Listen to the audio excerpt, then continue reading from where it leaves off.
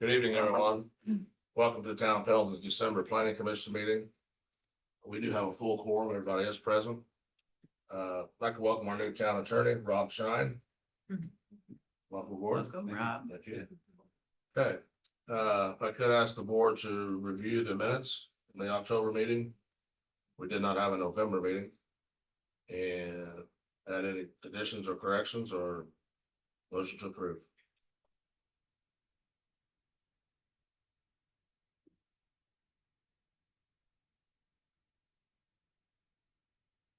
I'll make a motion to approve the minutes. Thank From you, the Carol. Do I October have a meeting. second? I'll second. Thank you, Brad. All those in favor of the October minutes as submitted, please say aye. Aye. Those opposed? Thank you. Okay, having no old business, we're gonna go to new business. I do have a statement, been asked to read from the town and staff along with the planning commission. It does pertain to both our rezones tonight and majority of our rezones as we go forward. In accordance with Indiana code, any property owner or their representative has the right to petition the plan commission and have a public hearing to consider their application for rezone. The goal of the plan commission and the planning department is to ensure quality of place when development is proposed by landowners. Pelton staff and plan commission members do not solicit development. The development of a property is a property owner's decision only and a right protected by law. Planning and zoning ordinances regulate the use of land and ensure that a development is appropriate for the town. Tonight, the Planning Commission will analyze the property owner's petition to ensure it meets the town's planning and zoning regulations. Upon completing this process, the Planning Commission has three options outlined in Indiana laws, either forward or neutral, a favorable or unfavorable recommendation to the town council concerning the proposed rezone. And for each property, we have two petitions tonight. We'll have an order of presentation. First, the staff will make an introduction presentation based on what was submitted to staff, the town. The petitioner or owner will make their presentation to the board. And we'll ask questions in between those two presentations from the board. Staff analysis will give their analysis based on what was submitted. Does it meet, not meet, or needs additions to comply with our regulations and the Unified Development Ordinance? We'll ask for public comment. Everybody will have a chance to speak. From your perspective from the public. And then we will vote. So. Moving forward, the new business is 2024-2 rezone 1 acre land property. From small and medium lot agriculture to single family large lot SF1. Property is located at 5977 South 425. Andrea and Joshua Bozeman. Yep, so this property, like Tim said, is located at 4977 South 425 West. It's zoned A2, which is our small to medium lot agriculture. It's approximately 29 acres and used as a single family residence. Next slide, please, Steph. This is a very basic rezone. The petitioner is asking to rezone to SF1. The neighbor of this property, the adjacent property owner, Ms. Bozeman, purchased 1 acre of land from her neighbor. That's the property outlined in that green square there. But to split it off, much like Lee Farms that we dealt with a couple months ago, if it doesn't meet the minimum lot size for A2, which is 10 acres, we can't authorize a property split. So they would like to square up their property, and to do that, they need a more appropriate zoning. So that's really all we're doing here. Her zoning on her property is SF1. They have no intentions of building on it. They would just like a buffer area of woods. They've already surveyed it. They've already purchased it, but then the recorder rejected the deed because it didn't have our approval form on it, which I can't do without a rezone. So this is really just kind of like what we dealt with Lee Farms, where they wanted to sell off a small portion, but didn't meet the minimum lot size. So Ms. Bozeman is online. If you have any questions for either of us on this, or I can go into staff analysis. Questions? So is it gonna be combined or be a separate tax parcel? It'll just be a separate tax parcel. If they were to ever sell it for housing, it has to go through site plan review, same as anything else would. It wouldn't be platted or anything like that. It would just have its own site development. But as far as I know, there's been no plans for that. If it was sold though in two parts, and maybe you said that, would they be able to build a house on that smaller plot then? On the 1 acre? Yeah. Yeah, I okay. mean, someone in theory could, they would have to deal with any drainage issues. They'd have to get a recorded access easement to utilize that private driveway, Mhm. setbacks, things like that. They would have to fit.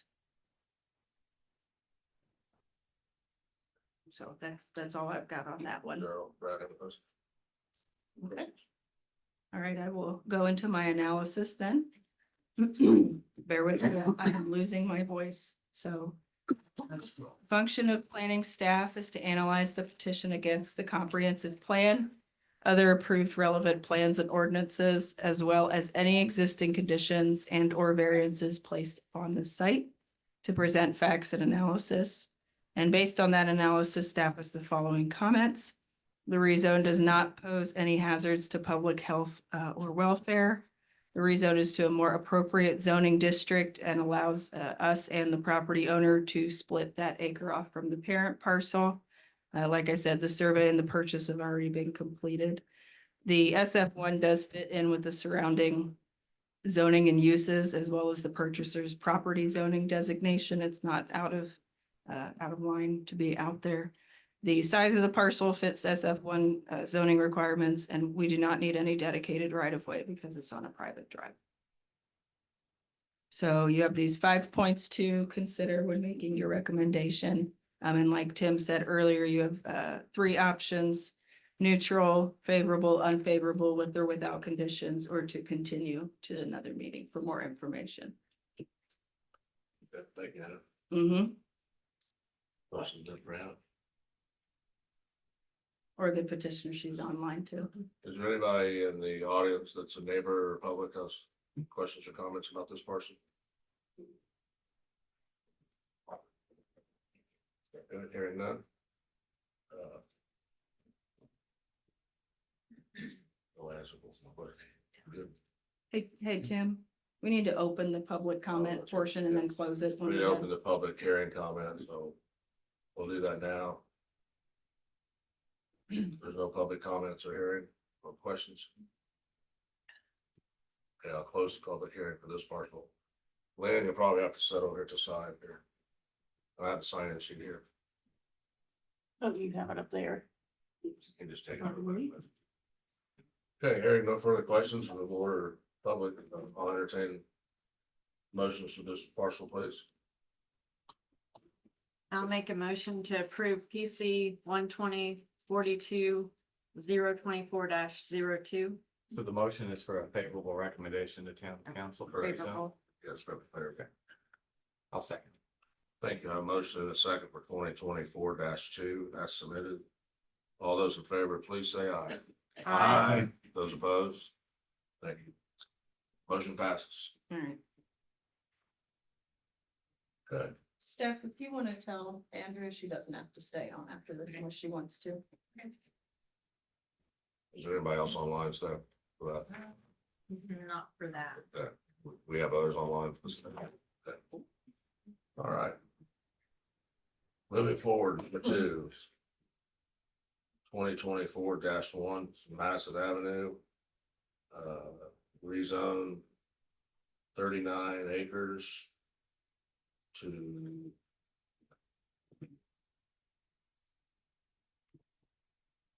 just a little bit.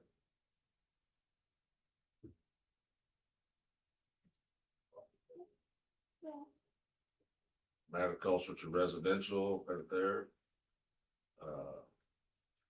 Stanley, you wanna go? Yeah, absolutely. So this property is located at 0 Madison Avenue in between Broadway Street and State Route 67. It's approximately 40 acres. You can go to the next slide, Steph. And is zoned, like Tim said, large lot agriculture or our A1 zoning. And is used as a seasonal agriculture field. The developer is here. They will go ahead and present their petition. I do want it to be known that we have had some other developers come in and talk about this property. But they haven't been interested in meeting our standards since they're a little higher than some other places around here. So with that, I will turn it over to Joe Calderon, who is representing the property.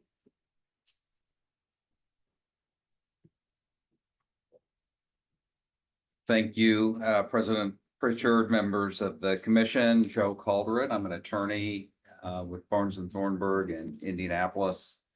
And my office address is 11 South Meridian, Indianapolis. It's good to be back here. With me tonight are several representatives from the owner and developer Howard's Rolling Acres. So if you have any questions that might be better directed to them towards me, we have our team here to hopefully answer those to your satisfaction. We can pull up the PowerPoint that I brought in. Perfect. Go past this one. So what we're requesting specifically in terms of the zoning classification, and your UDO has several to choose from in the residential side. We are seeking a zoning change from your A1 to SF4, which is kind of your traditional neighborhood design and density. So even though we're not bringing a plat, we just have a concept plan. We've kind of vetted it enough to have some sort of ability to provide you and the public with an idea of how many homes you might expect here. And we are planning for 79 traditional detached single family and then 61 attached single family, like townhome condo style units. We think that ultimately provides the town with a nice mix and some product where you're kind of missing out on in terms of the attached. And we like the balance. And hopefully at the end, you will agree. So if we go to the next slide. As Hannah mentioned, this is just a copy of the zoning map, and you can see we're kind of a transition piece. We're fronting on 67 to the east. You can see Madison to the north, Broadway to the west. Our site is surrounded by less dense SF1 immediately to the west, and it transitions into your more heavy residential is designated by purple. There's even some special use industrial and commercial to the south. So this site we think is what we call in the zoning world kind of a transitional piece, and that's why we picked in part for the SF4 because of the influences of surrounding uses, infrastructure, roads, railroad, etc. So next slide. Kind of our reasoning for the request is that we think that we can provide some more diversity in your residential product type that meets your needs. We can balance both the existing development patterns, which are clearly less dense immediately to the west, and a little more dense to the north and west. And we think this strikes a good balance and provides you with an opportunity to allow some of the goals of your comprehensive plan and your UDO to be met with your standards. As Hannah mentioned, your standards are stringent, and that's fine. That's your policy. Those are your guidelines. We think we can meet those. We completely understand that. So next slide, please.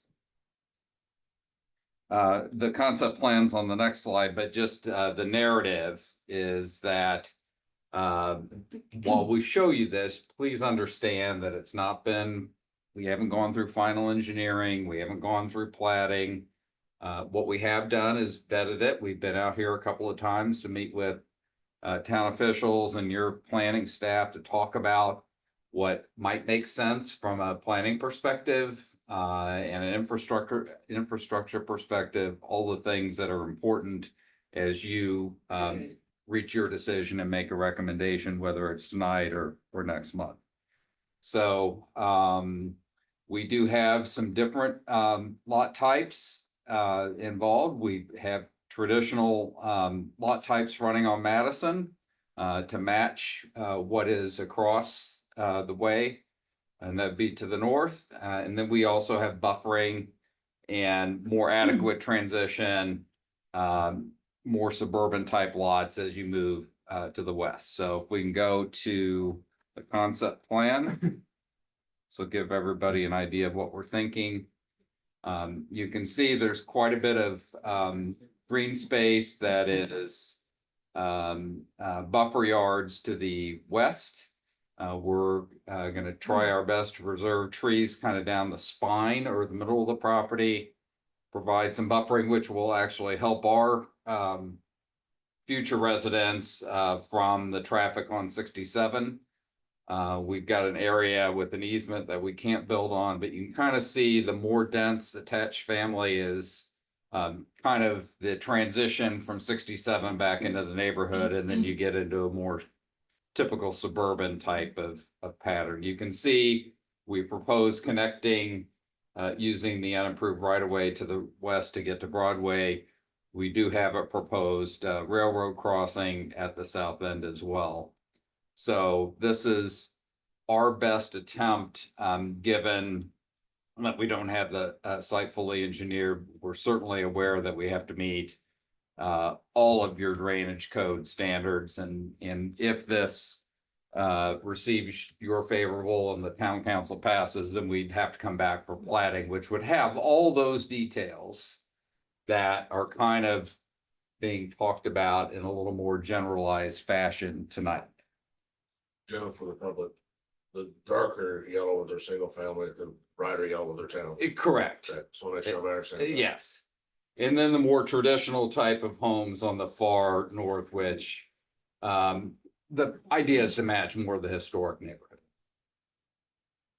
Next slide, please.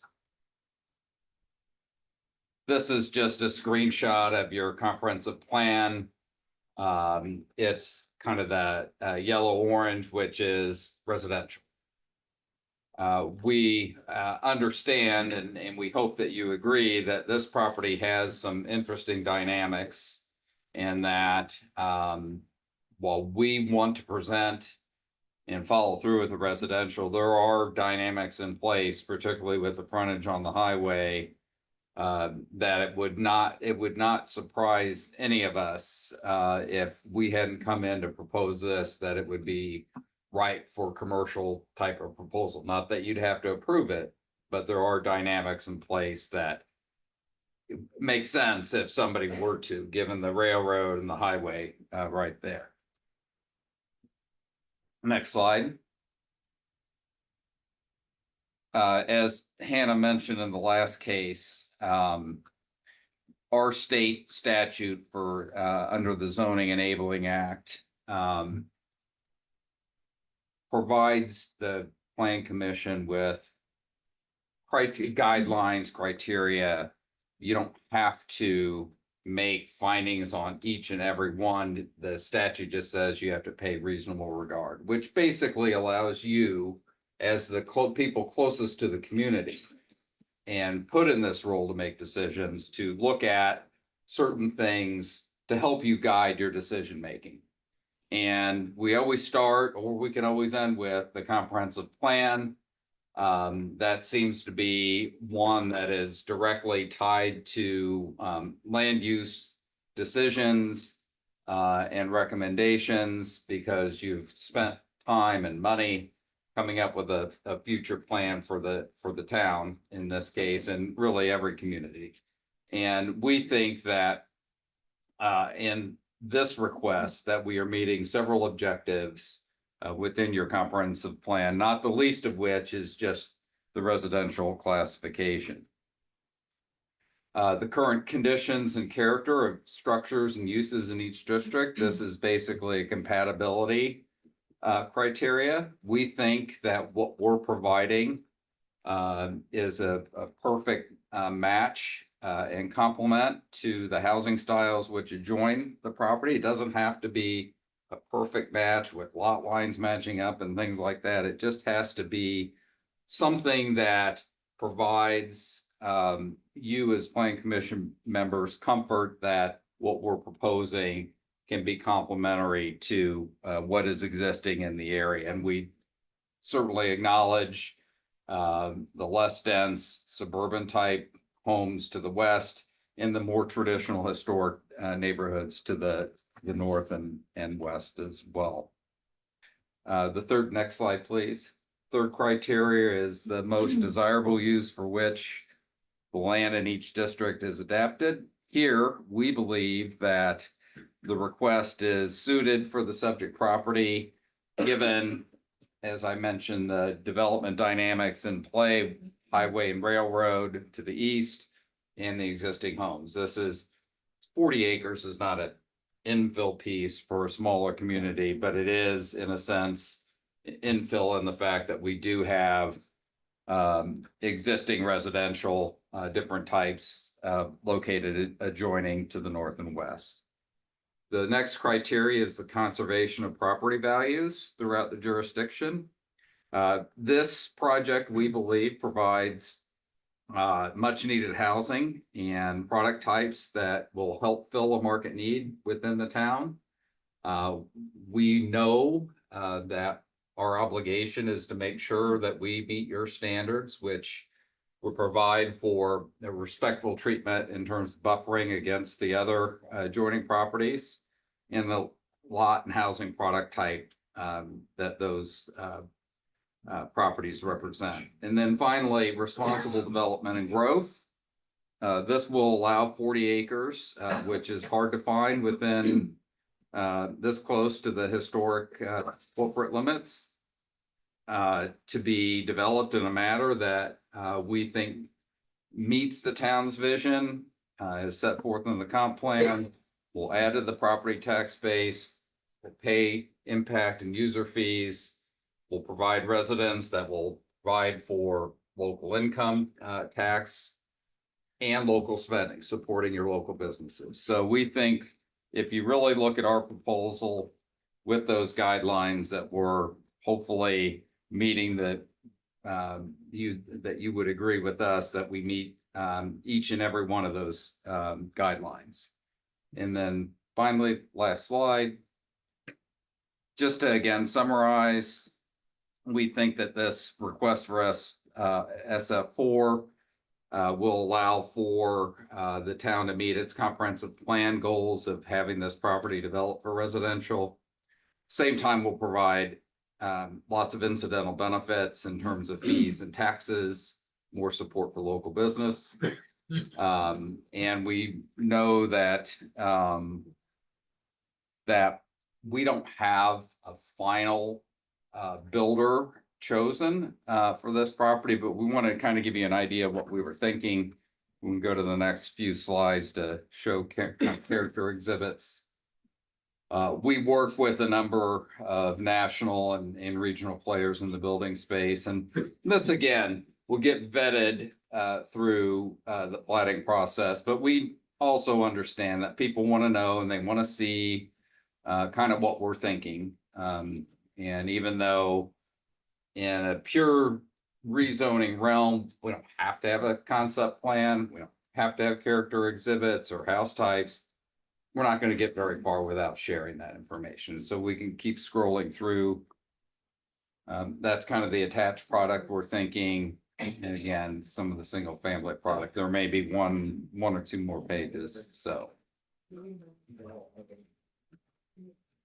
with that, I guess we'll go to Hannah now. Okay. Happy to answer any questions before you go to her. Let's, thanks, Joe. Okay, Let's, let Hannah give staff Okay. analysis and I'll open up questions to the staff, thank the board, and then we'll go to the public. Thanks, Thank Joe.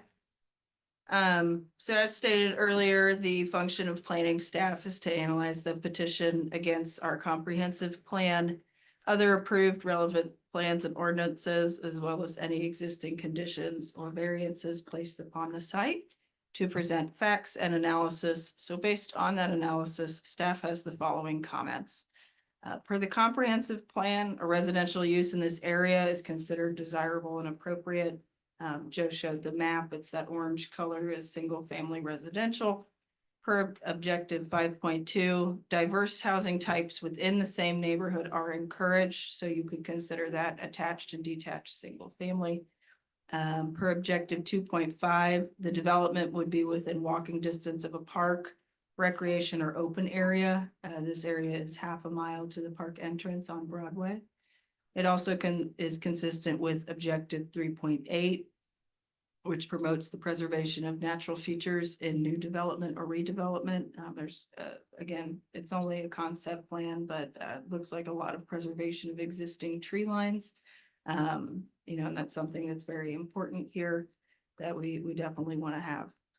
Rezone utilizes some features of a traditional design neighborhood as required for SF4 zoning. These are items such as pedestrian connectivity, so both within the project and to outer areas, other areas of existing residential or non-residential. The alley along Madison would be more of a grid pattern. Those would be kind of rear load style houses. Smaller lots with shallower front setbacks to really create a pedestrian oriented development. And then something we touched on a little earlier as well, the surrounding zoning districts of SF1 and RC make this property a transitional area, going from our densest kind of zoning that exists, which is RC, that's our historic areas in downtown, down Broadway Street, where there are some quote unquote newer houses. I mean, they weren't built 10 years ago, but they're newer than our historic fabric, which is that larger lot residential SF1. So some potential conditions that planning staff thinks you could include in this rezone consists of a traffic study to show vehicle flow, both with and without a CSX crossing. This may also affect the roadway type needed within the subdivision or the layout, use of roundabouts, things of that nature. You might need a larger designated road going through there, maybe something like a collector. I don't know. Widening of surrounding roads. So Broadway, Madison, Indiana would need to be widened to handle traffic. Also the addition of sidewalks. Considering with a traffic study, you might find a gridded street pattern might work better. It might be less easy to cut through with a gridded street pattern. Might not be. But additional rear load product, I think where possible, that's a little closer to the Madison area might work well. And the housing examples, like Joe said, are not final, but those would need to incorporate some more of those traditional design neighborhood aspects. I have a sheet of those. I forgot to put it in your G drive, but it kind of just is a really good, couple pages of what those TND things typically are. And then lastly, this involves stormwater ponds to be constructed in a manner so that ponds hold water at a minimum design elevation. So those are my comments. And again, you've got 5 bullet points that you can go through and assess. And then I did make a note here just in your next steps that exact engineering is done in our primary and secondary platting phases. Density, street width, things like that, they're all addressed in that phase, and they have to meet or exceed a standard that we already have. If there's something exemplary that we find where we want to go above and beyond in a rezone, I think that's okay. But we might want to think about that. But other than that, I don't have any other comments. All right, thank you. Brad, Well, Brad, if you have something? In addition to CSX approval for a cut across their Mhm. railroad, does the state of Indiana also have to go through an approval process for access to 967? Mhm. Okay, Now Rusty is back there, but he knows a lot more of how those train crossings are, as long as you don't permanently close them, you have the option to trade them to a safer location. Right now, it's open just for emergency vehicles, which is still considered open, but it's not fully accessible. So if we work with CSX and we find that moving it further down closer to Garner's, there on 67 is a safer place to put it, then we would work with all three of those bodies. Yeah, our intent there was to leave the current Madison Avenue crossing open for emergency only. And move that down, because Yeah. it's a lot flatter down there. Yes, But it's I've much- always been there. much flatter. That would be CSX's purview if they wanted to stay emergency bollarded or if they want it taken out completely. So I'd imagine we you wanna, would want to go through ripping it out, so. The problem you have is if you close one, you never get to open it back up. how Right. about closing it, being close to the school for emergency access? It'd be better to leave it. They could get a new one. I would think it would be best if they allow us to move it and they have before in other areas that they would leave it for emergency only. Well, it is now. The way it is. Would there be any, would there be a need to get this approval with CSX before we planned exactly? I mean, would they? Yeah, I think the process would be that we would reopen that conversation with CSX Mhm. and see what their comments are. Part of the traffic study, what, if that's what we would like to see would be with and without that possibility of that being there. So we can determine, alternative layouts. But if it's something they're interested in, then we can continue to move forward planning as if they're on board with it. Which again, Rescue might be able to answer those a little bit better. Can we include that, can we include this new CXS crossing as a zoning commitment? Well, would it be conditional upon if CSX approves of it? Because if they don't, then you completely negate your I zone. mean, it just dumps all that traffic into town. And it becomes a safety, health, safety and welfare issue, Mhm. and we have to Yeah. adhere to that. Well, I think that's why if you do a study that says, here's what traffic would look like and the improvements you'll need to make with a crossing and without a crossing. So that way you know. Yeah. In regards to traffic, but I'm gonna shift it to Madison. You have a lot of homes, this is a walking district for school kids. So walking across that street, have we had conversations with the schools just because the backlog already on that road? I think those conversations Yeah. need to happen. I don't know what the solution is short of just saying you can't pick your kids up at school. Well, I don't think it's necessarily just the town's decision Yeah. to make, Mhm. it's also the school officials, how they're going to address that back end. Mhm.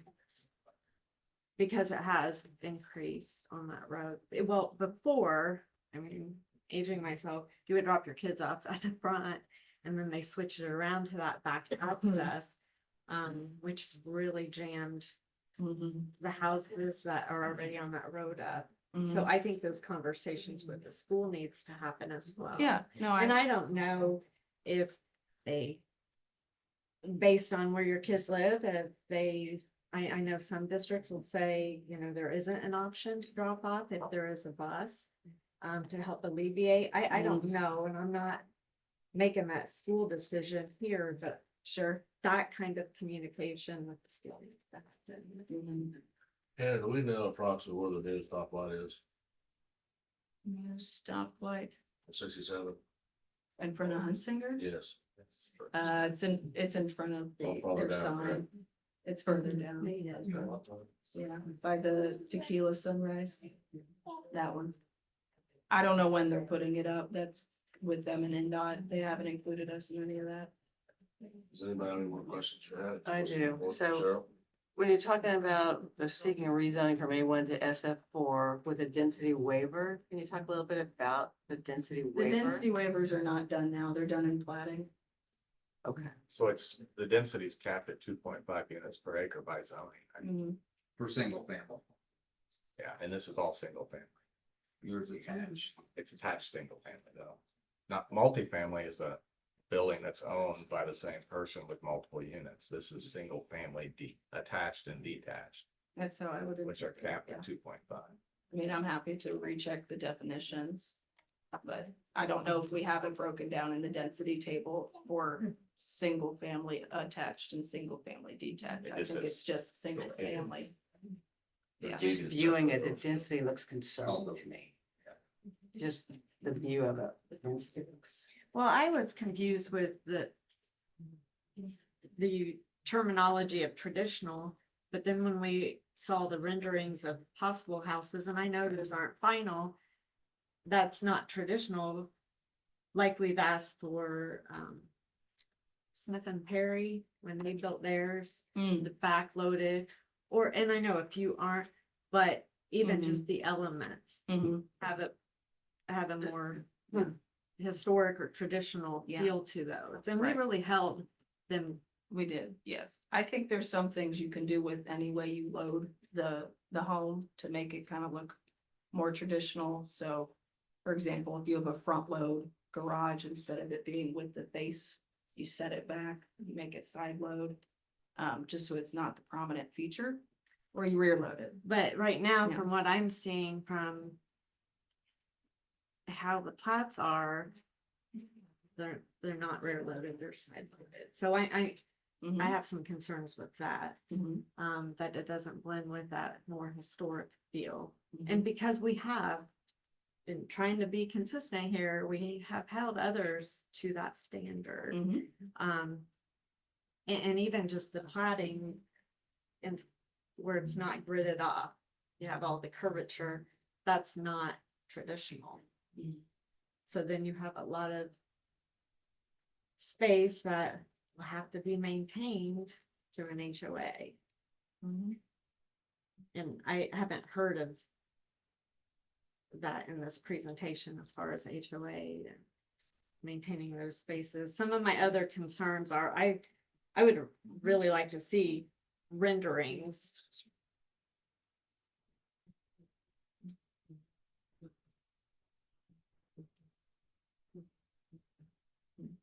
As we've done in the past, I'd like to see renderings, like, again, when we had Smith come back and show us those Mhm. renderings.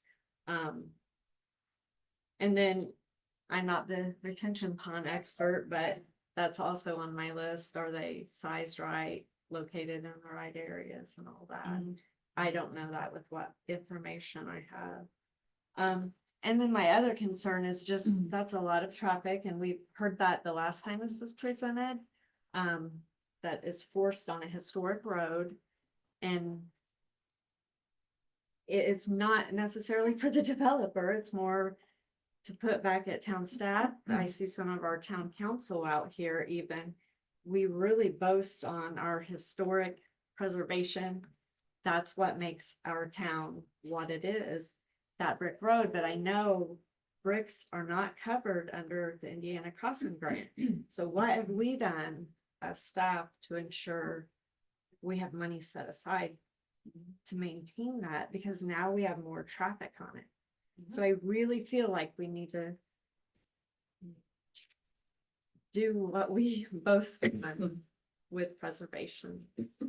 And so that, again, isn't shifted at the developer, but it is a town concern. That's all I have Good, Jim, for comment? now. Or something? I think we need to see the traffic study before we can really make Sure. a decision. A couple questions from Joe, just to clear up. The property along Madison, which is the west boundary, talking about rear loading those homes, On the Madison. west side or left side, if you look at it. Yeah. You look at it. Yeah, Those will be I'm all gonna rear. have Chris Shavana answer that. Yeah, Richard. the properties along Madison would be rear loaded, yes. Okay, and then top of the map to the north, off of Madison, I'm sorry, Broadway was the first one, that's Madison. Oh, That's Madison. Yeah. Yeah, those are rear load. Those are rear loaded off of Madison. The way you have it now. correct. So shift over to Broadway on the left, I'm sorry, I got turned around. You gonna rear load those as well?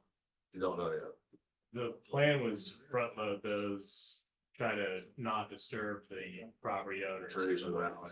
The trees in the alley. Okay, good. And as of tonight, we don't have a builder of record. No. There are more questions from Hannah as well from the staff. Yeah, I'd still, I feel like it's missing that really the integration with the surrounding areas and part of it maybe is the curved roads. It would really be nice to see more. I don't know if any of the other roads other than Indiana Avenue could more connectivity to keep it from looking like like an island kind of, you know, make it more integrated with the rest of the surrounding area, but I don't know like if Clark Street or Moore or any of those have the ability to also connect, and that would to me would make it seem like it's more part of the neighborhood as opposed to being a separate area. And again, maybe the curved roads are what's kind of making me feel like it's not traditional, you know? We've not talked anything about the apartments, duplexes, townhomes, whatever that product's gonna be. And to me, I would want more information on that, what that product's gonna look like. That Yeah. rendering was pretty large. Did not seem traditional. Traditional is you have your historic home, there's probably a better word for it, but it's got that split wall in the center, so it looks traditional, it has that big front porch, but there's two front doors. To me, products like that are following that traditional setting, or stacked, the stair step ones. Well, I know we've had a lot of discussion internally within our committee about just what is the right way to describe those types of, because they're yeah. different than what we have, Yeah, but there's a lot of options out there and I don't, Yeah, I think we need better character exhibits. you know. One more question. Is there an acquisition of existing property and structures for the access road out to Broadway? That's an easement, current easement. Yeah, no, Already that right away. exists. That's existing. Unapproved exists. platted right away. And that's the only one, none of the other roads have that, like Not this time. Clark or Moore, okay. Where they have it located, he's cutting through existing structures. Okay, no more questions from Well, I the was just gonna say the board. traffic is probably my biggest concern. the traffic and the look, Yeah. of the neighborhood. Hearing no more questions from the board, I'm gonna ask for open the public hearing for public comment. And we'll do that this time. What I'd like for you to do is please approach the podium and state your name. If you could limit your comments to about 3 minutes, because we don't want to be here till tomorrow. So, and try to be respectful. If somebody talks about one particular subject, we don't need 10 more comments about that. So we'll give everybody a chance to talk, but there's only so many things covered. I think we've got a good list right now. The railroad traffic study definitely needs to be done. We're not sure about widening of the roads at Madison and Broadway, how that's gonna look, affect property, current properties, sidewalks. We don't have a builder currently on record, which I think if we did have a builder on record, it might answer some of Jen and Carol's questions about the renderings, how the facades, the building's gonna look and appear. Or maybe even the layout might change, the roads, I don't know that, but that's up to developers. School. In the past, the school's actually been pretty neutral. Everybody's always worried about the school and the overcrowding, but right now there's 900 transferred students in our school system. That's students that are driven to here every day. So there is room in the school. Not that we're trying to overrun the school, but there's that, and there's also empty classrooms in the schools and answer school questions, so. I will open it up to public opinion now, so I'd like to jump up and be first. Attaboy, Doug. My name's Dave Butler. I live at 207 East Madison Avenue. That's right approximately the corner of Broadway and Madison. I would invite anybody here tonight to come and sit on my front porch swing any day of the morning or afternoon and count the cars that go by our home right now. The way they drive, they blow the four-way stop. I know we're talking about traffic, but I just want to let you know, if you're welcome to sit on my front porch anytime you want and watch the morning drop off and pickup. And now you're talking about 280 more cars coming through there, loading up on Broadway and Madison Avenue. The other thing, the cutout on for the railroad, would you also have to get federal approval? Because 36 is a federal highway, US highway. The railroad's got the. They have the say. Decision over the crossing. Okay. That's why we were real particular about not closing Madison. Like I said, it was. And I haven't heard anything about square footage of the homes. Correct, that's why we're asking for. You more. know, that's a big deal for all that. When I built my house, I believe it was 1,600 square feet minimum. And I'm in the historic district. And I built my house to look historic, to fit in. Everybody's concerned when I tore that house down. And I think everybody was pleased with the result. So, you know, we all have concerns here that live in town and see this traffic all day long. Broadway brick is getting really rough.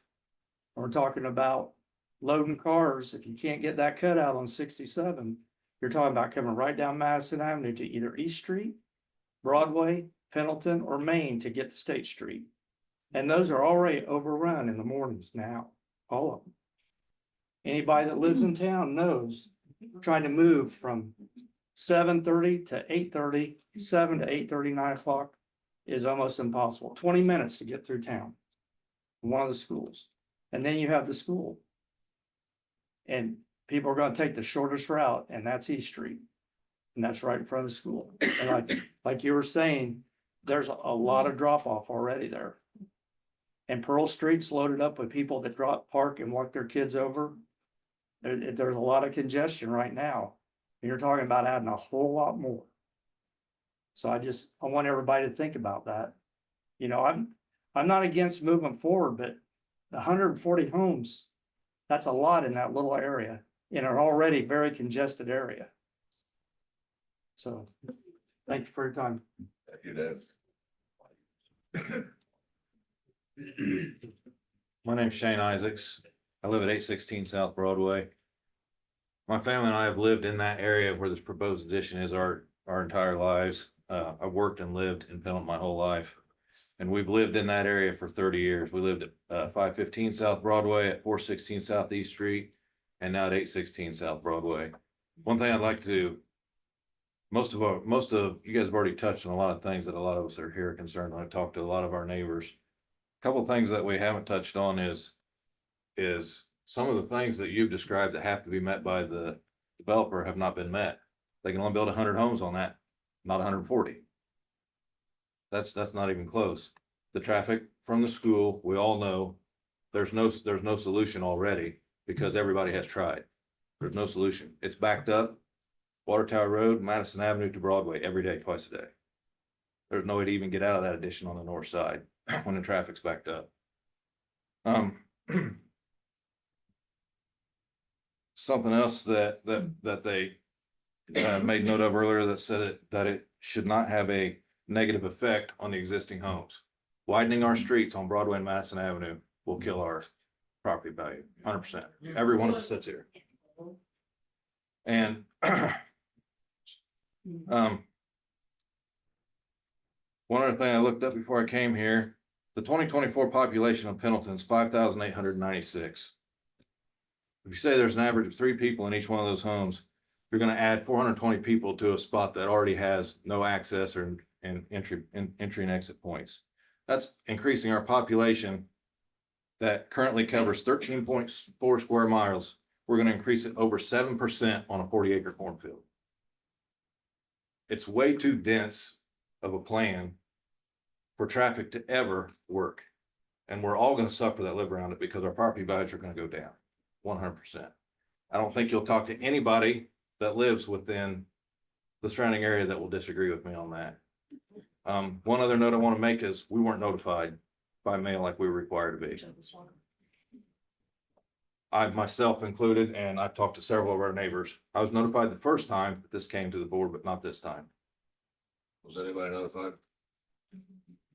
We were, yeah. But Our Friday is About- Thanksgiving. About half of the people in that area have instead of all of John us. Painter, one of them. The week of Thanksgiving, Okay. Friday. Those few reasons alone, traffic, not meeting the requirements that the developer has set forth himself. Not even close. And not even notifying the public. As you already touched on, the railroad crossing. Let's be realistic, it's never gonna happen. And they're getting ready to widen that to 4 lanes. You won't be able to get across that railroad and get out on the State Road 67 anyway. That's already been approved, that's happened. So because of being landlocked. That's just not the best use for that property right there. Thank you for your time. Appreciate you listening to us. Thank you, Shane.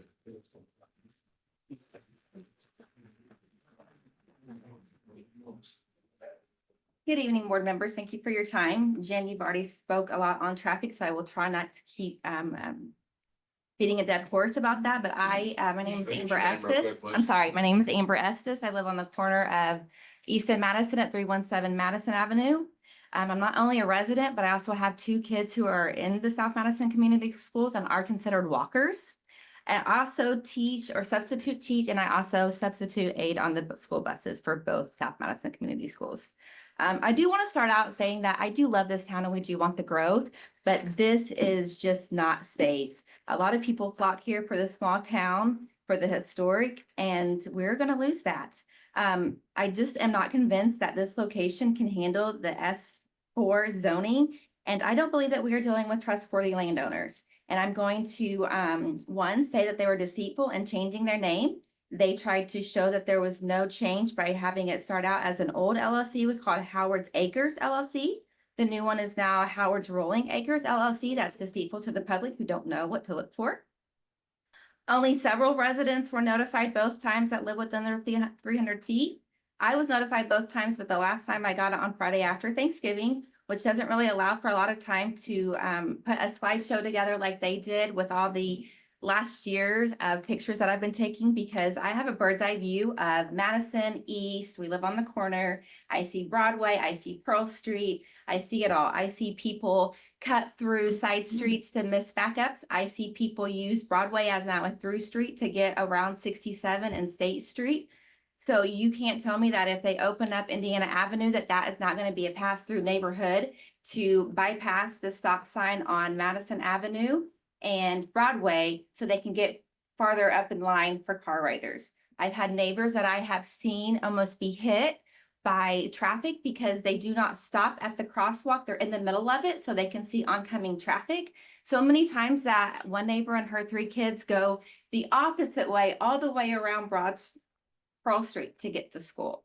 So I just implore you guys to really do your due diligence and not just look at the traffic, the safety, like, are we going to hire more public servants to take care of these additional people, but also look at these people's best practices, because I also have proof that they've been sued because they did not, they weren't, sorry, got a little nervous here. It took a 2-year lawsuit to settle with some homeowners association, and the association stated that the agreement would lead to the repayment of a construction loan and avoidance of assessments on residents, and it's an $3 million. So I just really ask that you guys do your due diligence, check into this, and I don't have a slideshow, but I do have a breakdown of my speech because I didn't want to keep going over everybody saying things. Thank you so much.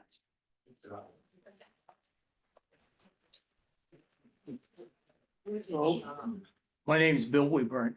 I live at 817 South Broadway. I've lived there for 54 years. I've been in the town for over 60 years.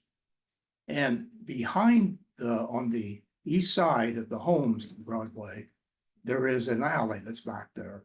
And I have a big concern of what's going to happen to it, because the town has allowed and given permits for residents to build properties back off so they can access them off of that alley. And if you close that down, there's residents, that's from around 600. What's your 611? 611 down to 825. And south of us, 2 homes, there is no way, the most they can do is put a push mower into their backyard.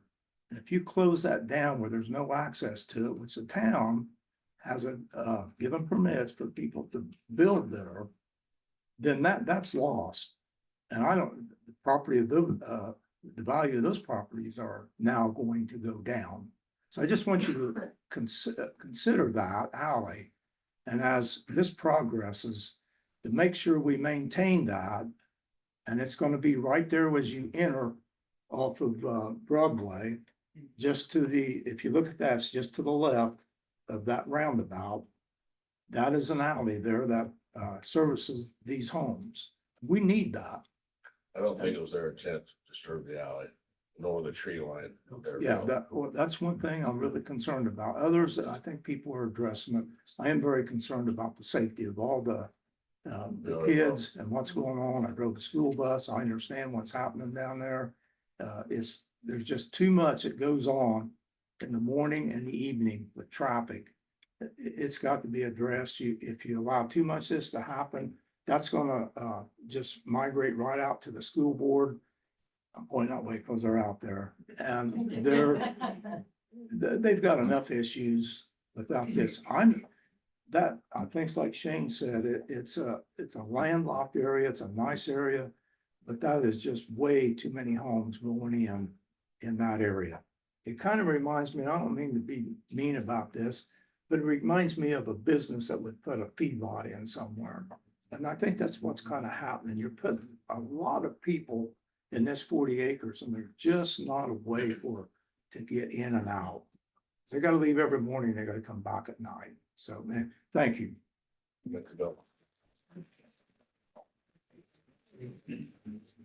Hello. My name's Stan Kincaid and I live on the corner of Moore and Pennsylvania, or Milton Avenue. Okay. Years ago, my wife and I used to sit on our front porch and open up our windows and listen to the cicadas and see the fireflies. Okay. Now we listen to cars running up and down Pendleton Avenue like it's 69. The fireflies have given way to headlights. Okay. This is a quaint community. There's nothing quaint about that. Okay. I'm kind of a music lover and I wrote down something just to give you something to think about. I think everybody knows who the Eagles are. Don Henley was a conservationist and wanted to save the land. Okay. He wrote a song called The Last Resort. It has a line in it that reads, "Rich men came and raped the land. Nobody caught him. Threw up a bunch of ugly boxes and Jesus, people bought him." Keep this community our last resort. If they want to move toward Markville, out past Bain Walker, which is a new addition going in up there, let them do that. The house we live in, and one of the greatest things about this community is historical. House we live in is over 100 years old. None of these are. And what a gorgeous and beautiful town. I'm from Indianapolis. And the reason I came up here was a few of them, but one was because of your community and your people in this town. Please keep it that way. Thank you.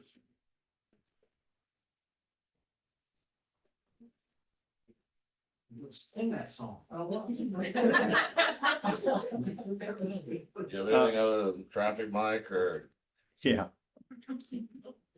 I've lived in this community. I'm Mike Romack, 400 East Madison Avenue. I've lived in this community since 1996. I've on East Madison since 2011. And I've supported the town by serving on many committees, as you probably know. And I support the town's position and its leaders as they work for controlled growth. This petition before you is not controlled growth. 140 houses on 40 acres is not controlled growth. SF4 allows for a density in your UDO of 2.5 ratio. If you, I don't know how you would calculate any other way, but this is far greater than 2.5 in density ratio. The petition plans for 3 entrances. Indiana Avenue, of course, it's never been used, but it's there.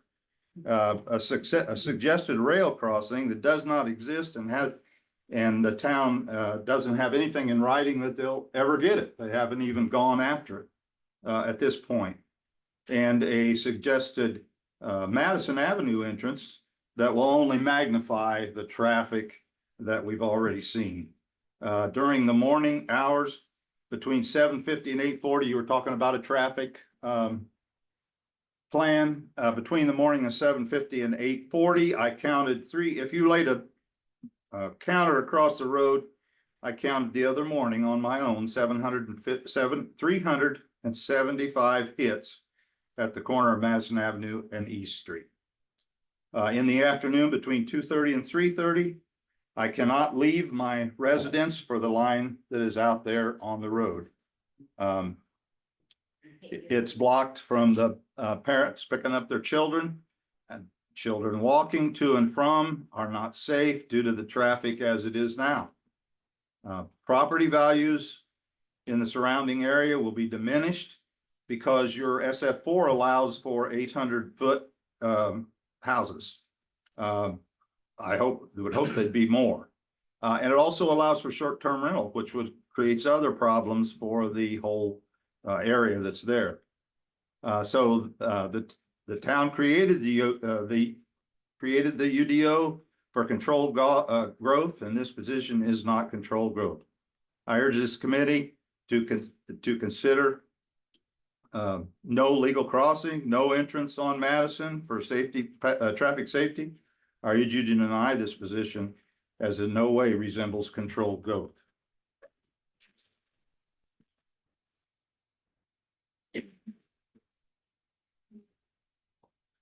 Anyone else? Hey, Jim, if I could have. Anything other than traffic, Broadway, Madison?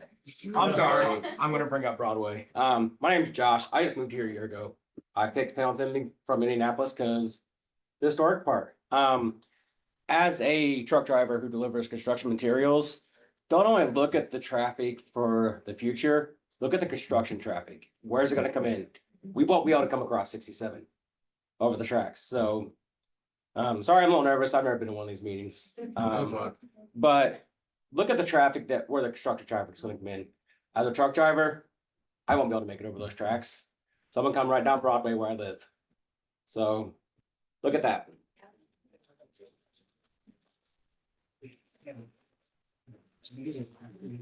It's Joe Weissel.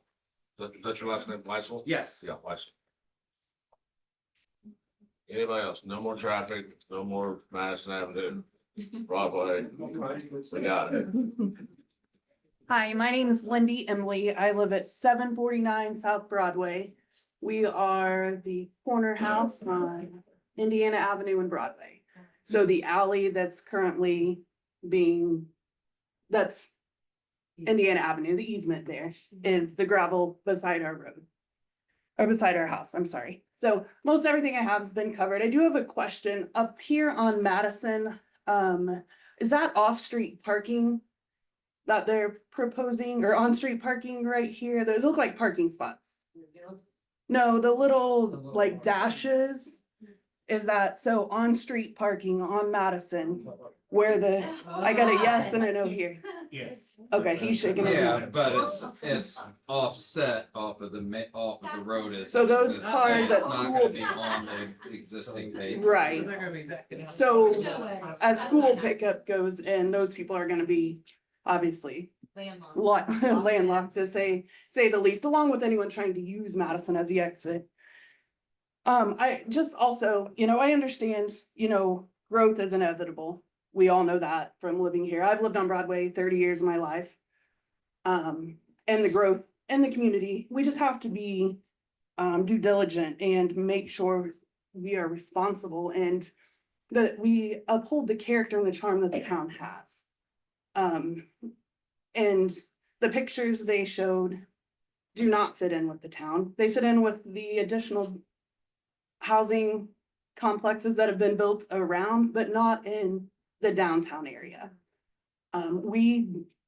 I grew up in a 100-year-old Victorian home on Broadway. I live in a house on Broadway that was built in the 50s, but it's still not the same. I do, if something goes forward, I would ask we consider how wide are these streets that they're wanting to build? Are there gonna be, garages with each? Are there only gonna be on-street parking?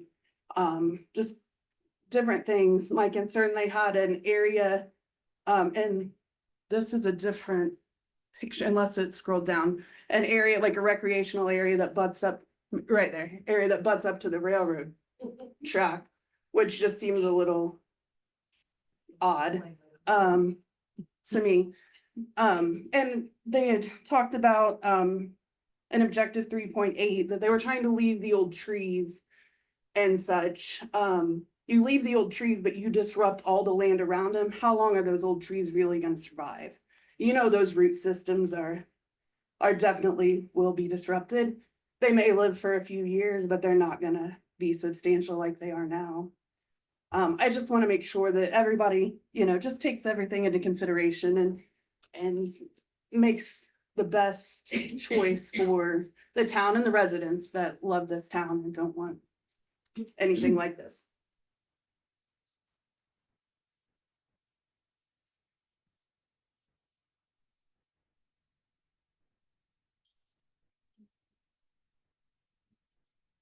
Good evening. My name is Brady Davis. I live at 471 East Madison Avenue. My wife and I purchased that home and have been slowly remodeling it over the last 4 years. We are at the very corner of Madison and Water Tower Drive, so we are very familiar with a very long line of cars every morning and every evening, to the point where we just tell friends, hey, don't come in the morning, don't come in the evening, come in the middle, or come really late, which is fine.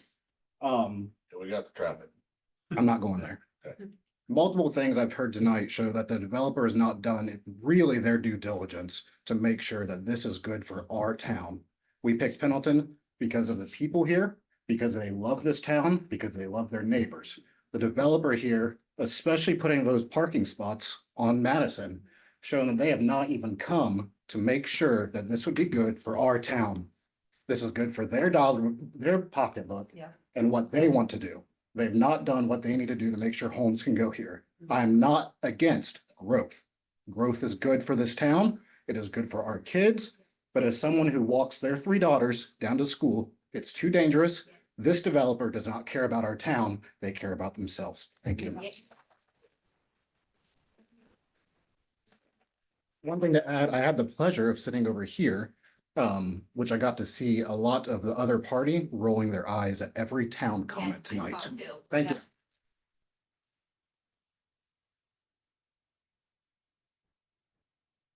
They have trustworthy, respectful, they're gonna be later, so can you do it? So now let's go forward. Anybody else have any questions? We have Zoom. You have Zoom? I believe. I think you have to click on participants and then. Yeah, just about. Rachel Christensen, you want to say it in the microphone so she. Rachel Christensen is online, please. Hey there, can you guys hear me okay? Yes. Okay, Rachel Christensen, I live at 300 South Broadway.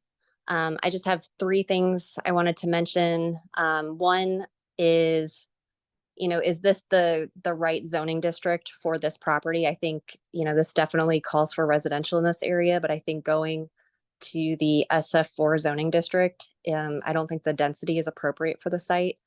If you look at the adjacent zoning districts, that's quite a jump from what those are to an SF4. So I would say maybe the zoning district itself that the petitioner is applying for should be looked at, and maybe a more appropriate one should be selected.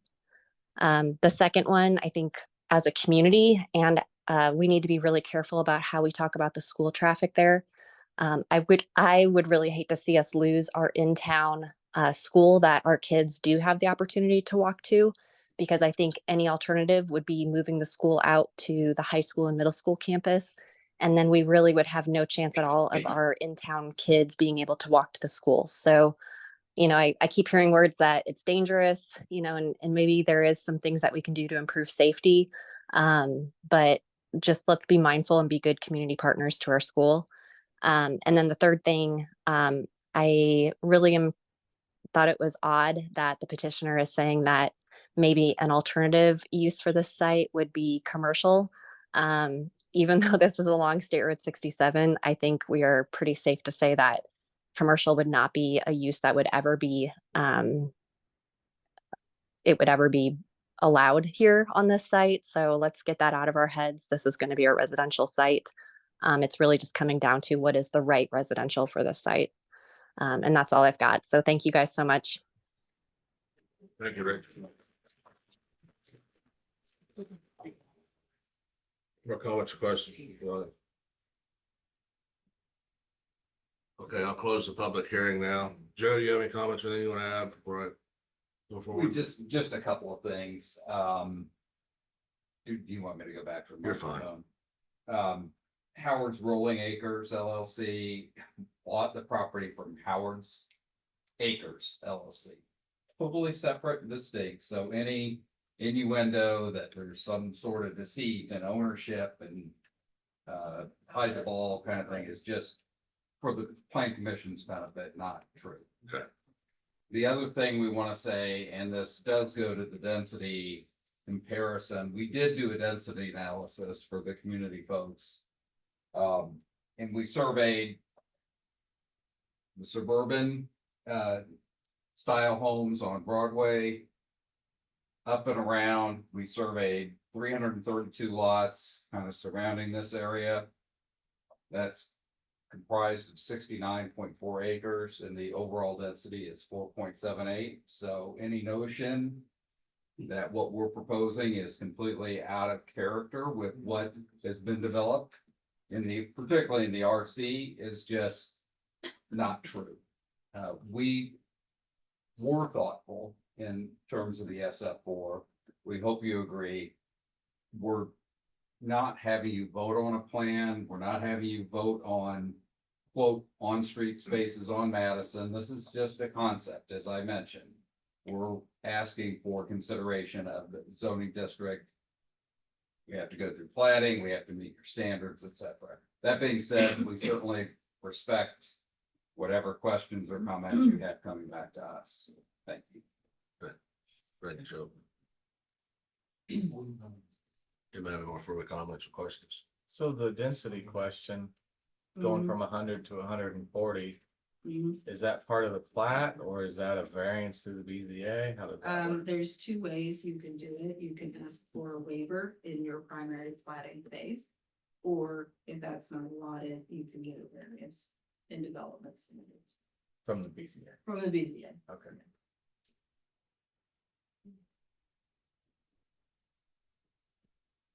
No, Brad. Okay. First, I want to thank everybody for coming from the public. So, these meetings get very difficult at times for both us, owners, public. We really appreciate you folks coming in so we can hear your comments and questions. It helps us now, helps us in the future. So, what I've heard tonight is, I think we've got some homework to do. Obviously, the CSX railroad crossing is crucial to this. The way the traffic's gonna flow, if we can get that done or not, but more importantly is the Broadway and Madison Avenue corridors, the traffic on that. I guess at minimum, we need some traffic study work done in that area, particularly with the school. The school is a problem up there. I don't know if it'd probably behoove you guys to come here at some 7:30 or 2:30 in the afternoon. It's quite alarming. There's a lot of traffic going in that school. I don't think you'd ever stop it. You have to blow the road up to get mom to take a kid to school that way. I think there was a lot of concern about not having a builder picked yet. Therefore, we really don't have a full description of the house elevations, facades, how they're gonna look respective to our other homes in that area. Parking along Madison Avenue. That's definitely concerned with the current traffic for the school there. There's a lot of congestion right there. It's, if you don't live here and haven't seen it, it's something old. Covered anything else? I just like So- to re-mention the issue about widening Broadway. That's what I was wondering. Yeah, that's, With to the me, that's traffic- significant. We need to talk, whatever that needs to happen.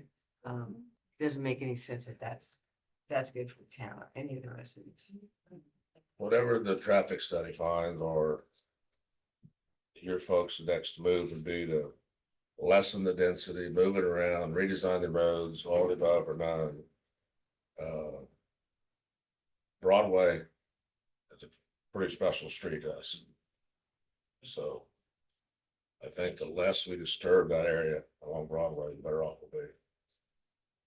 So I don't know if you incorporate that into your design. Obviously, we're gonna have to come back. So with that said, I'm gonna make a motion to continue the meeting until January. If you need more time by January, just please get with Hannah. President Pritchard, are you asking for a traffic study to be done? That's a in minimum. time for January? If you can't get it done, we can I go to doubt, February. I doubt it can be While done school's in session. by January. Yeah, we need it done by schools and session. Schools, Yeah, they're gonna, We'll get back. what do you want? I said, we'll get back. He's, do you want to table it then and then come back? Or, I think we have to. We can't get it that quickly. Yeah. Because of the holiday, that's the. yeah, They're backed up. so if we table it, it'll be their option to come back on what date they would like, correct?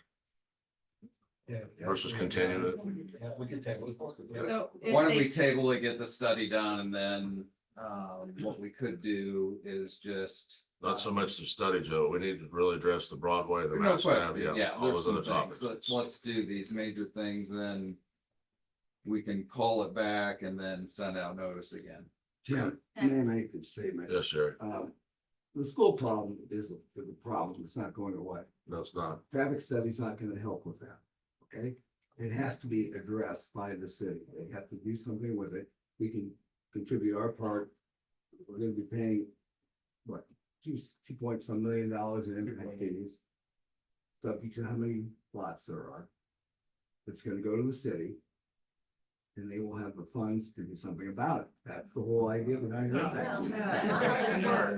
We can't, if you tell us you want it built, then we can build it. But we're not gonna design it. That's in the public right of way. It's not our, we're not gonna be liable for that. So, you know, I think there has to be some brainstorming here between the traffic study's important. We don't have any issue with that. Never have had. We do it all the time. So that's not new. Also, I want to make a comment. Does anybody up there want to mention how many times we met with the city over the last 2 years? Yeah, I know you've done your due diligence, but we might probably half a dozen at least. Yeah. And no one realizes that either. Okay.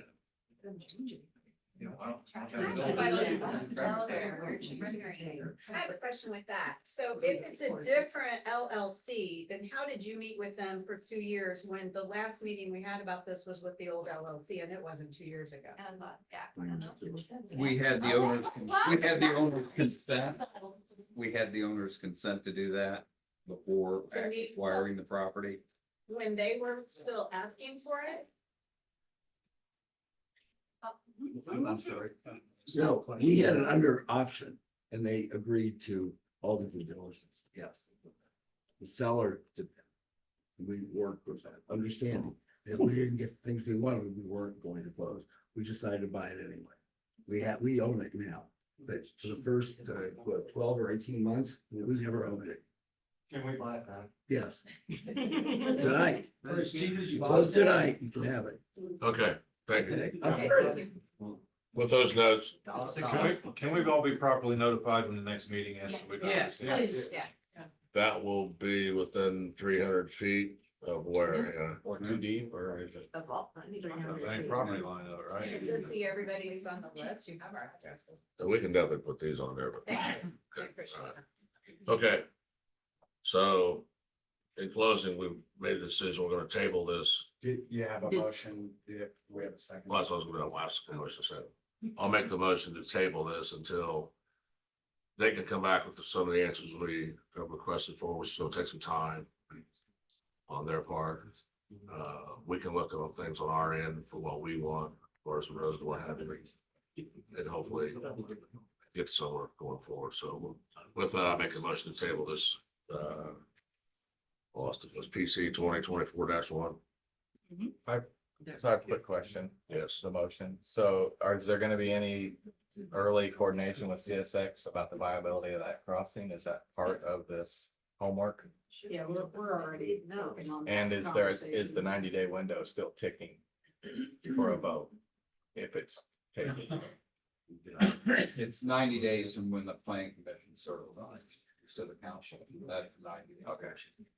So are we gonna, Well, are we gonna ask discussions with the town and the school and in partnership, just how they are addressing or mitigating the traffic there? We can, I'm not sure the schools don't have an answer because they really don't have jurisdiction over the traffic flow of those school. But That's a town problem. Well, they do have jurisdiction over, you have families that are in bus districts, but yet don't bus, and there's different things. I understand go that, on but the there. town's not gonna come out, or the school can't come out and close the road or widen the road or, I don't think that's what is necessarily being asked. I'm guessing. There's different options for them with what they require, who gets to be dropped off. If you're in, if you're in a walk zone or a bus zone. You mean enforcement? I Yeah, don't think you'd ever enforce that. and it's still worth having these partnership type of We conversations. could reach out to school, but I don't think they're gonna get in a position where they're gonna police who rides, walks, or gets dropped off to school. We can ask. So I'm asking for a motion to table 2024-1 with the comments we've discussed so far. A second. Have a motion, a second to table 2024-1 in a second. All those in favor, please say aye. Those opposed? Thank you. Your table until further notice. Thank you. All right, Joe. We'll get to work and. Okay, we're gonna take a 10-minute recess now, please. Thank you.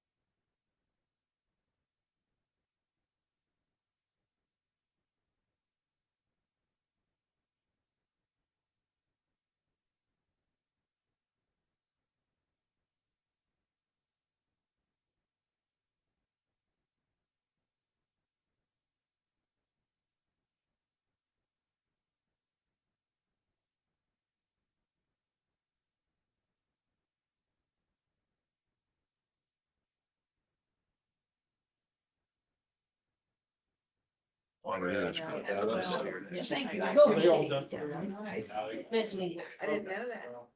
Okay, the only thing we have left is the amendments to the UDO. And, Yeah.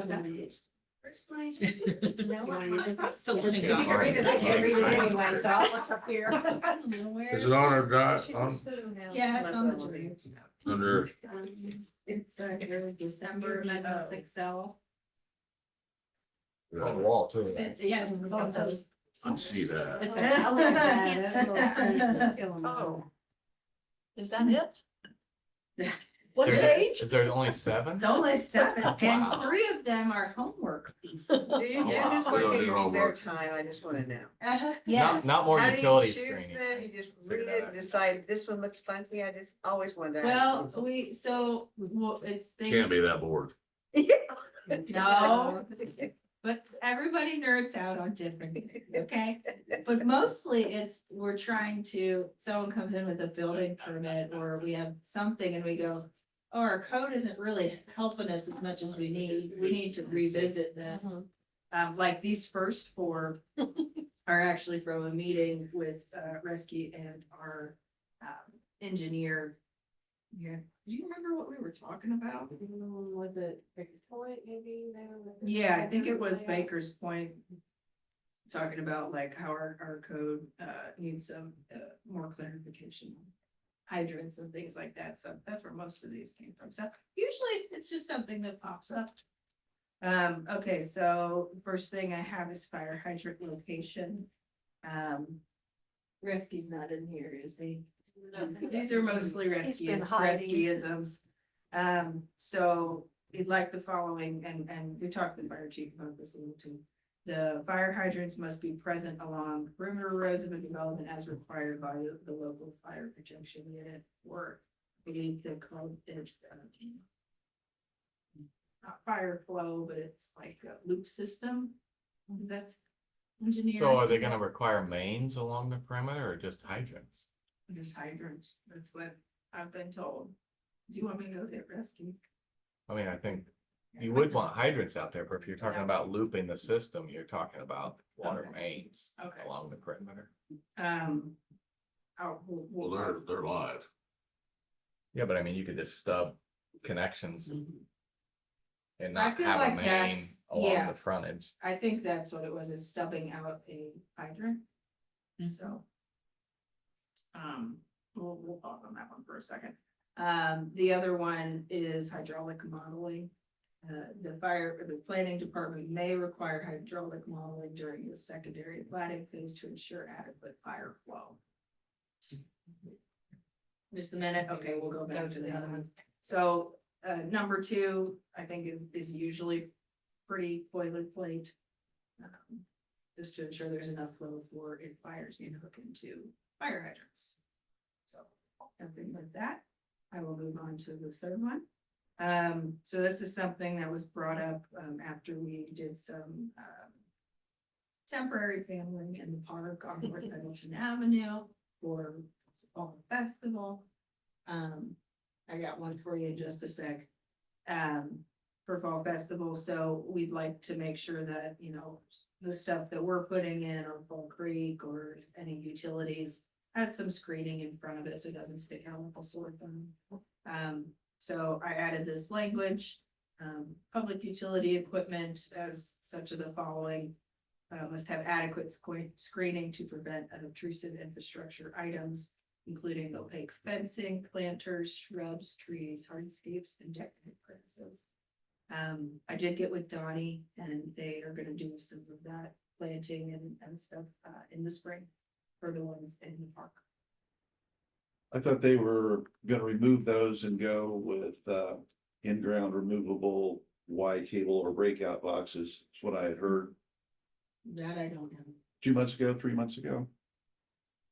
So they've If they were changed it now. exploring that option, but I don't know if it's yet been decided or not. Do you, has Craig talked to you about By the that? park, are we talking? in the Yeah, about the park? panels. The panel about the. Can Well, those the be last word- buried? the Last word for the park is that Donnie was gonna do plantings around it, Mhm. So that's. so it's invisible in plain sight. Yeah. Moving forward though, do we want to try to do something that's more low level in the ground kind of? Anything around here. Especially around the park, there's areas where we're lucky we have 6 inches of soil before we have. Before we have that. Well, keep it safe in the rock. Yeah, there you go. It's not gonna go Well, anywhere. they've already brought the electrical facility in. So it's gotta be deep enough to Yeah, accommodate but the you- trenching. you- of But it's, I thought you were describing this box, right?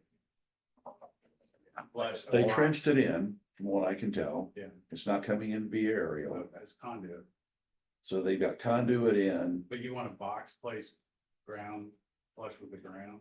When I brought it up before, because of how poorly it looks visually, the way that they have placed the current boxes, I was told they were going with a flush mount utility box where they could break it out with a Y cable when it was needed for events. So then it could be closed back up, the Y cables or breakout cables removed. So I thought that was the direction they were going. If you're gonna do screening now, that's just first time I've heard screening in keeping what we were having in place. The park's the customer. But it brings up a key point. Our institutional requirements, in my opinion, need to be tightened to be more closely aligned with our commercial requirements when it comes to masking, screening, earthworks, et cetera, to ensure that the institutional organizations in the community maintain appropriate standards.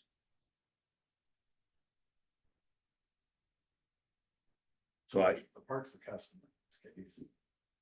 yeah, but they fall under the institutional guideline when it comes to the UDO ordinance, correct? And I think what you're alluding to, and I don't want to put words in your mouth, Brad, is that we're holding others to Higher standards than we we're are holding holding ourselves. our other entities within our community that are municipalities, if you will. Municipality related. Yeah, municipality related, institutional. No, our policy is to match whatever we require. I mean, right now, like commercial things, I mean, nothing is required to be as you described with kind of a box or anything. It's just all mechanical equipment is meant to be screened in some way, shape or form. But we So that's- usually have discretion on location when we're reviewing those things, and we try to put them in more discrete areas. And I've not, and it just has left my mind, walked up to it to see if I were a kid, can I open these? Can I put my finger in it? I don't know anything about the safety since it's right there where children. They're all are. ground faults, so the kids shouldn't probably electrocute themselves, but they are accessible and I am assuming they are live. I haven't put a tester on. So are they locked somehow? No. They're ugly, was my, I mean, That, it's- but- The above ground things, right? yeah, Mhm. yeah. The panels. So we're just voting on requiring some screening if it sticks up above ground. So if they put the vaults in, then they don't need screening. Correct. I think we probably try to do a vault where possible, right? Have we done that in other places? Park's the customer. On, We did this for the park. We kind of did it at the last minute. I think we did it right before the Heritage Fair. It was very, Sure. they did it very quickly, Mhm. so. Can I just ask, I know that this isn't my commission, but is this the same verbiage that we have regarding? We talked about this a while ago, we talked about, like, we didn't necessarily want people putting fencing, like opaque fencing in front of electrical boxes. Is this the same verbiage that we have on that line item that we for voted the on? most part, it's a little bit more lax. This is more lax? Yeah, 'cause it doesn't state like exactly how much has to go in, Okay. just that it has to be covered. Okay, I just have, my knee jerk again is just that opaque fencing or hardscape, that just makes me concerned. About access for maintenance and repair and those sort of things. Sure. And longevity, and so I brought this up last time we talked about, when we were talking about the screening. I think opaque fencing and hardscape is a hard thing to move when you've got a situation, you have to do maintenance or repair. So that's a very good point. This should have something in there. It has to be easily acceptable. I can remove these. I can remove them, I don't. Well, some of that No, can no, be what you're saying removable is you though. have- Yeah, if it's something as simple as pulling the Yeah, fence panels it has- out, Yeah. fine. Because that's, It I've has got to that be- around it my, has- it has to I've got have a box verbiage. that you can just lift it off. Or like the everything. rocks that cover the. Yeah. It just has to have verbiage in there. It's Because this this is exactly what the guys will do. If there's something in the way and it's not, and it's permanent, they will destroy it to get to that box. So we need to add verbiage that says that it's easily accessible Okay, for so, repair and maintenance and reconstruction. yeah, Mhm. so this can include accessible screening such as Yeah, ABCD accessible, yeah. for maintenance purposes. Maintenance for. And use. Maintenance repair, Yeah. and Because use. the vendor gonna Right. have to use. Right. You just need to be careful, we don't screen with something bigger and uglier than what the thing already is. And that will happen. Trust me, Oh, yeah, it's, And say it that way, because that's clear. everything's 2 if steps. they're gonna build this monstrosity thing around this thing, to hide this thing, it's gonna look worse than what was there. You don't like the monolith architecture? Proceed. Okay, well, I will add a bit about, accessible for maintenance, repairs and use. Is that about it? Sound okay? Let's see, as-built requirements for construction drawings.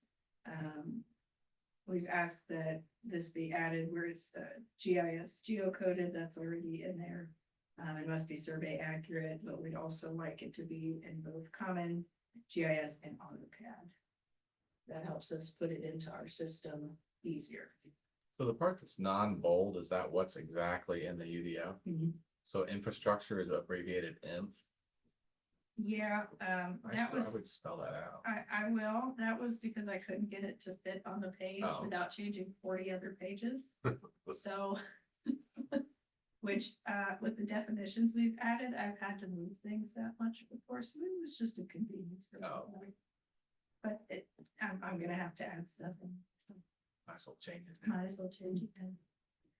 Okay, so as long as that's okay with folks, the first one, rescue, this is yours. So fire hydrants must be present along perimeter roads of a development as required by the local fire protection unit. Can you explain what you need? to So know? a lesson learned from Baker's Point is that, so they put in adequate hydrants on internal new roads are being built.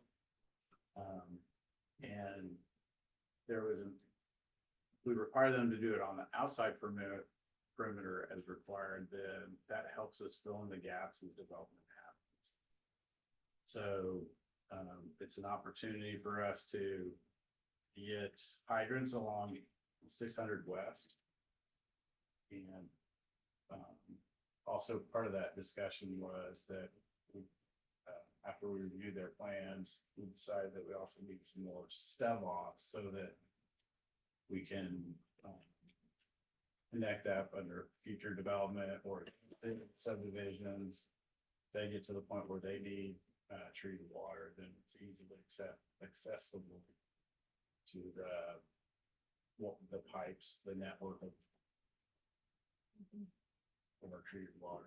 So I guess, so if you take Baker's Point as an example, so if your hydrant spacing is 500 feet or whatever. Which So- is. So are you UDOs. saying every 500 feet, they can just run a little stub line between lots out to the frontage? Or are you saying they need to install a water main parallel to the perimeter with fire hydrants? In this on? case, they would just have to step out. So just little poke through Yeah. stubs, okay. Right. There was places for it to happen. Okay. Right. There was some natural, there was a trail, right? It Trailhead is sidewalk, yeah. and a sidewalk anyway. Okay. And then. So you're not requiring a main to loop all the way around, you're just saying we need fire Right. hydrant points, okay. Right. Yeah, it is required every 500 feet, so. Internally.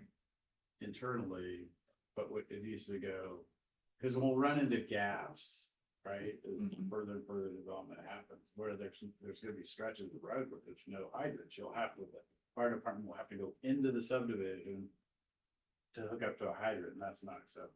Yeah. So, many, unfortunately, I'm sure at some point they're gonna need to hook up on 600 west to fight a house fire that's in the subdivision.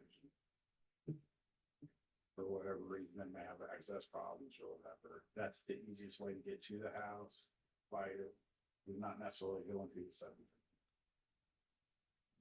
So it serves two purposes: for further development of the, water system, and then also putting the hydrants. Okay. It's always been a rule, back when Kirk Hall, before we were getting this fancy, Kirk Hall always made people put hydrants every 500 feet, inside and outside. So we're good on number one then? Yeah, good on that, okay. All right. And then the next three, these are just kind of things that we've been running into some questions when we're getting building permits for these kinds of things, and nonetheless, and it's just something that we've been asked about a lot. So number 5 is, I think we need to put a little more clarification on what something that's clearly subordinate in height, bulk, and purpose in our, accessory structures. What's clearly subordinate to me might not be to someone else. So just some things to think about. We've also been getting a lot of variances for height on accessory structures. Might be time to look at that to see if we need to up that a little bit. Maybe we just started certain zones, you might have something a little higher. Have they been approved? Yeah. Right, you could. Having been have two of them. Two, yeah. And then we've had some folks who submit stuff and we've told them, bring it down a foot, bring it down 6 inches, where it's like, is this really taking away from the character to have that kind of thing? So, the other thing, so that's just something where I want you guys to start thinking about that. I will bring some things back next month, maybe some examples from elsewhere, and the height variances we have been dealing with, some of the other questions with, what does this mean? Can I make this, 10 square feet smaller than my house? That's clearly subordinate to me. Why is it not to you? You know what I mean? So that's some food for thought. And then, our accessory dwelling standards clarifications. So this is one we ran into that we just didn't really know what to do with it. So Denise, you might be able to explain it a little bit better than I can. Yeah, we have a property, they've decided to kind of put a pause on seeking a variance, but they were looking at maybe having an accessory structure, just a 2-car garage, just an area that they could use just for family gatherings, not a dwelling space. But they wanted to have kind of a usable, let's say, the living space, but just for some one-off gatherings, holidays and this and that, but they also wanted to have a 2-car garage as well. So kind of blending, how do you treat it? We limit it as an accessory structure, which then keeps it at that 15-foot height. It has that clearly subordinate piece, compared to, for square footage wise. But then if they have a space that could be used as living, because they wanted to have like a little small kitchen, they wanted to have a restroom available, so they didn't have to track their guests into the home, then could that be viewed as an accessory dwelling unit with that potential? So then that allows that 25 feet. It also has a different square footage requirement. So kind of how do we view this structure and make sure that it meets the standards, but yet could we give a little bit more flexibility if they went one way or then the other? So it was almost I don't know if I'm explaining that clear enough, but trying to meet their interests and their needs, but at the same time, one use would limit one way. And, you know, so if you had a structure that kind of combined the two, then our standards really didn't address it clearly, well enough. So, you know, do we want to allow, if they had an accessory dwelling unit, not allow them to have then the garage? Or then if, they had a space that was other than, say, a shed or garage use, just for storage and whatnot, do we want to kind of force them into the, well, this is probably an accessory dwelling, and keep those standards applicable to that structure? So they're kind of wanting to kind of think about things over the winter time. You know, we just kind of let them know that these are the standards for each of these two type of structures. Well, my thought is it is dwelling, if it's a bedroom, and then that brings up just building codes, fire codes, Sure, things yeah. of that nature in the construction Yes. phase. And it also opens the door, does it suddenly become a rental unit? Yes. Because- And something down later on the line that can easily be used as what was not intended and. So I think approved. we've already seen a couple of those where, you know, best laid intentions were, you know, for example, to house elderly parents. Well, very quickly that became a external rental unit. Yeah, so we just don't want to allow the way that our standards are laid out for it to be kind of manipulated in one way or the other to meet a goal, but yet be used other than what was, I guess, being on intentions or at least relayed, you know, to us. So those are just some things that we thought we kind of need to explore.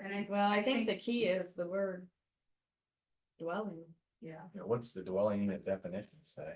I think as these get more popular, we're gonna kind of run into this scenario. Or Even if it's more not, popular. there, accessory dwelling. even if unit. it's temporary, it's still dwelling, you're housing someone in there, so it's gotta meet certain Right, codes. and it's inspected to a different code, because it's a resident. It's different if they just threw a cot in their garage, so. Yeah, the product that they provided to us was clearly a dwelling, in my opinion. It was one of those that they had expressed the interest of converting the walls and the use to where it wasn't really a technical bedroom and whatnot, just gonna be kind of a man cave type space. And so that's, you know, just want to make sure that we built into our verbiage some clarity there, so then that way, you know, want to be able to be flexible and work, but yet at the same time, we don't want things like you said, but with a lot of the cost of homes, we're starting to see rise in interest in having structures being placed on the property for families. And then your whatnot. adults, your Yeah. adult child. and Yes, yes, Yeah. exactly. Which, like, I mean, to your point, our comprehensive plan and our codes do encourage different styles of housing, and ADUs being one of them. They're permitted in quite a few areas, as long as they're done to code.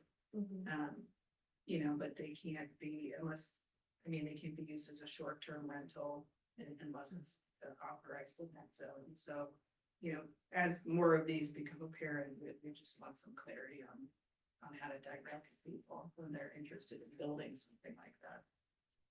Or converting something even, that's been a case as well. So we'll kind of look into that, give you some, if you have any thoughts on any of this stuff, please just reach out to Denise or I, or you see something that, you know, think might be helpful, send it our way, or you see something, let us know.